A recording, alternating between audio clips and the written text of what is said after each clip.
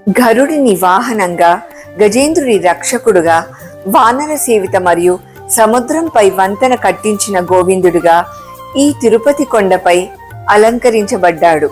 అటువంటి కలియుగ దైవాన్ని దర్శించడం నా పూర్వజన్మ పుణ్య ఫలితంగా భావిస్తున్నాను. మత్స్య, కుర్మ అవతారాలు తీసుకున్న దయామయ ఆ గోవిందుడు.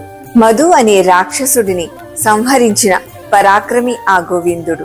వారాహ, నరసింహ అవతారాలతో భక్తులను కాపాడిన ఆ గోవిందుడు. లోకానికి రక్షకుడైన పరమాత్ముడే ఆ గోవిందుడు.